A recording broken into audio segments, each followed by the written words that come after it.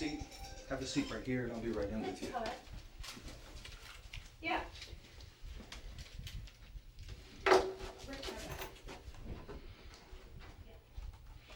Okay, I want to sit down with you. I want to go over, I know Norma Jean sent you that email. I've got that. Got all the updates on it. For me, I'm trying to put together a timeline of everything that's happened. And I want to kind of go over to make sure that I have everything correct. Sure. The first time you saw something that was out of the ordinary was you found a knife in the chair. You didn't think to call anybody. You just thought it was unusual. Yeah. Didn't think to call anybody. No. That was, it was a Thursday. Thursday, yes. A Thursday. The Thursday before. 1 week before we were called on the 18th. So that was the 11th. I'm sorry. That's okay. This is Hey, how are you doing? Good, how are you? This is Sergeant Cline. She's going to be sitting here with me. She's helping me out on this. I'm just trying to go over the timeline of everything to make sure that I have everything correct. Yeah. The 11th was when it was a Thursday. You found the knife in the chair, and that was in your chair where you normally sit. Yes. Then 1 week later, that's when we responded. Everything we recovered. Yes. That was the pictures, yeah, that was the big deal. Okay, so on that day, the only thing that we know that was missing on those 2 days, the only thing that we knew that was missing, there was nothing reported missing. Correct. The only thing that we knew was that there were your photos Yes. that were scattered on the table, with obviously they were scratched out, and then the one with the knife through the back of the chair. Yes. Okay, so nothing was reported missing that day. No, we didn't even check to see if anything was missing. That never even crossed our mind at that point. Let's look to see if anything's missing. It wasn't until I received that call from Ron about his conversation with John Costello. When did you do you remember when you received the call from Ron? Because I know the email that did you get my email saying that the reason why I didn't get? No. Yeah, I sent you an email basically stating that the reason I didn't get that email was because on the email address line it was to LJ Waller instead of L Waller. Oh, I sent that one from my phone, and I probably just thought, oh. Okay, that's the reason why I didn't get that. You emailed that to me today? I believe I did. Yeah, I believe I responded. It should be a reply. Let me just double check. Here you are. Yep. 8:31. Okay. Did you get when you sent that, did you get something that said that was not delivered? I have to check my spam mail. That's where all of those go, and I'll have to check that. Okay. So, I didn't get that. I do remember you calling me though on the I believe it was the 25th is when I was called. Yes. Is that correct? That was about Ron, that conversation with Ron and... Right. That was the 25th. Yep. So, what was the date of that Thursday when you guys were there? The 18th. Okay, so the 18th when that happened, we had a board meeting that next Friday, the 26th. On the 22nd, I had sent an email to the board saying we're going to be discussing this at Friday's meeting. We didn't give them any specifics, just said there was an incident at the office. Okay. We'll be discussing it on Friday, and then Ron called in and said, "Oh yeah, John Costello." Is Ron Llewellyn? He's a board member. Yeah. Okay. All right. So he called in on the 22nd. Personally called you. Yes. And what did he say? He said he was at the Element, and John Costello had said to him, "I heard that something happened at the EDA and some files were stolen." Well, at that point, I said, "No, nothing was taken," because we didn't even know that. He said, "No, nothing was taken, just some things happened." And so then we thought, okay. So this was the 22nd. Was that a Monday? A Monday. So this was the day that Ron ran into John at the Element. No, he had actually met him before. I don't know if it was at their Thursday gatherings that they have. I mean, you'd have to ask Ron that, because I'm not exactly sure what day he talked to Costello. Okay, but that's the day, the 22nd is the day that you received the call from Ron. Mm-hmm. Okay. They all do something on Thursdays, and they Is all it like hang- the Rotary or something like that, or no? No, they used to have a tennis club that and I think now that Jim is sick and they don't play tennis, they just meet for dinner on Thursdays rather than play tennis and then go to dinner. Okay, so the 22nd, was it the evening time that you received a call? No, he called during work hours, so it would have been while I was at work. So you received a call from Ron saying that John was at the Element and said, hey, I heard you had a break-in at the EDA and some files were stolen. Yes. And we checked all of our hall file cabinets, because in my mind I was thinking that's where they would go, because they're clearly labeled what's in that file cabinet. So we checked those files. Anything that's public information, like if we went to closing on a property or we got a loan, that's all in the hall files because it's public information. So we went there thinking if they took anything, that's where it would be, and nothing was taken. Okay. And then it was, I don't know, a day or so after that, I went to get the IT Federal folder, because we're working with the town on the West Main Street, and my folder was gone. And I thought, okay, maybe I just put it somewhere else. So I looked over on my other desk, it wasn't there, and I went back just to see if that workforce housing folder was there, since that was the big issue at the time. Right. And that was gone along with the Regional Academy folder. And where are those kept? So where I sit, you know where those pictures are on I do. above that, you have those doors that open up. It's in there in like a black thing that holds your folders. Okay. And that's where all my confidential, like anything from the state partnership, anything like that, that's kept in And that. are they labeled? It's labeled by the project name, yes, Okay. And so these folders, are they just like that. like this? Okay. What exactly is in those folders that? So in the Academy folder that they took is the agreement between the private investor and the EDA. With names?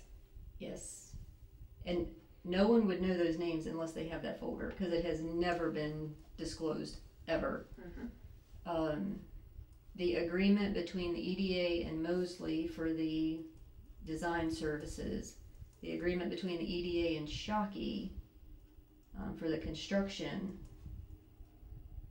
and then the resolutions from our board for that. And who knows that they're in that cabinet that you have? Me. And Missy probably knows I don't even know if she knows they're there, but So you wouldn't think that everybody that's in your office? no, it's not labeled on the outside. Three of you There's three of us. And I can tell you Marla has no idea where they, I'm not sure she would even care. Okay. Board of directors. Who was on your board of directors? Have Patty Wines, Jim Eastham, Bill Biggs, Ron Llewellyn, Bruce Drummond, Brendan Arbuckle, and Greg Drescher. Now, when you got broken into and they did that to your pictures and stuff, you didn't think first off that, obviously to me, you were a target.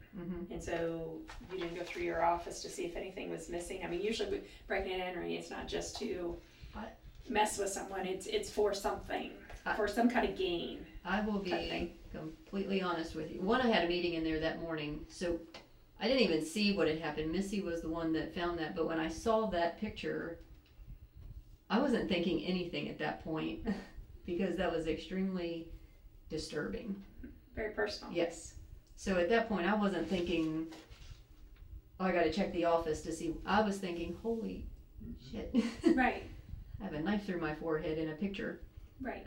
So I didn't even think about that.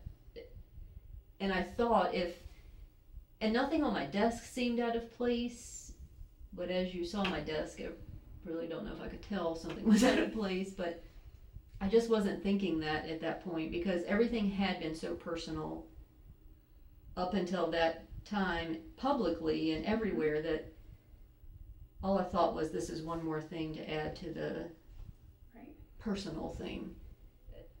So I didn't even think anything about it until Ron called, and then I'm like, I guess we probably should have looked at that. Right. I mean, I can understand that, because that was a personal attack. Mhm. I mean, there was no guessing or assumptions on anything, Right. who that attack was on. Right. I mean, it was clearly, so. I was not able to keep up with you, with the names on your board of directors. I don't know if I can repeat them. I stopped it. I had Patty, Jim, Ron. Greg Greg Drescher, Okay.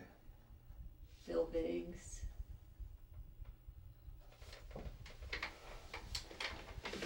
And I can email you a Arbuckle? list too. Yeah, Brendan Arbuckle. What is it, Arbuckle? Arbuckle, Arbuckle. And Patty, Jim, Ron. Bruce Drummond.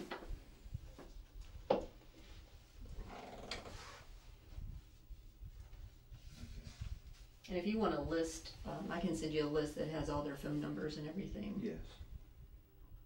I'd appreciate that. Okay. So those are your board of directors. Were they notified at the meeting you had on Mm-hmm. Wednesday? Is that when it was? No, that's Friday, the 26th. 26th? Okay. So they were notified of what happened there on Yes. the 26th? Mm-hmm. Okay. Including the missing files? No, so we did not mention those missing files because we wanted to see what else Ron would come back to us with. So we just showed the pictures, and I will say Ron is a gossip, so we figured if we could get information out of anybody, he was going to be the one to get it for us. Mm-hmm.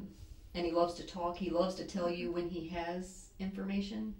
So we thought if we just showed the pictures and didn't say anything about the missing files, that he would get more. And then he left town, so that didn't work out for us. He loves to. When he was on that Friday, he didn't mention anything about the missing files. Nothing. He said to the board, oh no, Ron was not at that meeting, that Friday meeting. He missed that meeting. And I didn't want the other board members to know, because we have one other board member that talks directly to Ron. So we kind of kept that. We just thought he would be the one that would love to break the case. And now, why? You made mention something that I know that you work with people, but why do you not think that Marla really gave a shit about that? You know, she's getting ready to retire, and she's ready to be out the door. I don't know Marla, but from what I understand, and I was not there. I don't know where I was. Must have been in training or out of town or something. From what I understand is that it was not a forced entry. Right.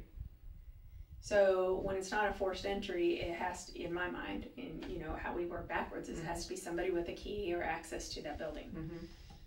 Mm-hmm. And the keys were in the lock boxes, how they were. So why would you not suspect somebody in your own building? Especially if someone actually, you know, was anybody else in your office up for your job when you got it? No. No one else? Like when I first got my job? Yeah. Applied for it? Did anybody? I don't know who all applied for it. That was back in 2008. Mike South, who was the interim director, but he now lives in Delaware. Right. And I don't know who else was on that. What is Marla's job duties? She's marketing director. And I've worked with Marla for the entire 20 years I've been there.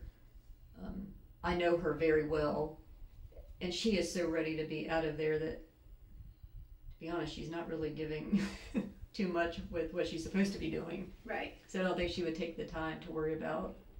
But if she's getting ready to retire and she's made a lot of relationships, you don't suspect her of having any kind of, and I hate the word cahoots or something like that, but yeah, I would always have to wonder. Mm-hmm. I mean, because I know a lot of people that have left and it's a last hurrah, and I don't know if there's any ill will, ill feelings between the two, or you felt any kind of power struggle, or someone that doesn't agree with your decisions, but, to your face is nice and happy. And I have never met her. I don't even know what she looks like if she walked in the door. So I'm not saying I know any of this, but I have to suspect anybody that is in that building, including yourself. Sure. Because you have a lot of heat on you. All the time. And is it a way to direct the focus away from everything that's swirling around? So, I mean, that's what we have to look at. I understand completely. I just don't think Marla, like I said, I've known Marla for so long, and the people that in my mind are behind this do not like her. She's very political, like Democrat, Republican political. If she's out, and they've never really gotten along, so I can't see her associating. Yes. And as far as the heat on me, I have heat constantly. This is nothing new. Except for, saying things out in public's a lot different than having your things destroyed in your privacy, Right. But I'm saying as far as heat with my job with projects or anything, that's part of the job. And I've always let that stuff, whatever, you can say whatever. At the end of the day, I know what's going to come out, and I know it's all going to be good. This got very personal. Right, yeah. Too personal for me. And I don't think I can't see Missy doing anything like that either. Trust me, I have went through my head a dozen times with, would they do that, or with somebody they know, So who do you think is behind it that wants those files? And I think it is, that's the end goal. Mm-hmm. I think, and I've told you, I think it's that whole group with Devin, Mike, Stan Brooks, that whole group there. Now, they have been after my job for 9 years now. Mike, when he was town manager, we would butt heads all of the time on projects. So that's always been a struggle there between the two of us. But I just don't think any of them would have done it personally. It was like when the Burdick stuff came out.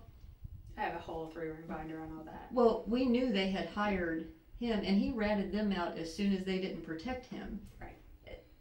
So I feel like it's that same kind of thing, except now they found somebody else besides Burdick now that he ran off to wherever he may be. And I don't know. I honestly, I just don't know. I'm making all of that up just because of past experience. I don't put anything past anybody. Mm-hmm. I just don't. I do get surprised on occasion with people and their actions, mm-hmm. and in this town, but in some of the cases we work, but I don't. Mm-hmm. In 20 years that I've been at the EDA, and there's been a lot of controversy there when Stephen Hebner was there, I've never seen anything get this personal, ever. They used to make cartoons about Stephen in the newspaper, that funny stuff, haha, but this went just a little too far for me. No, I agree.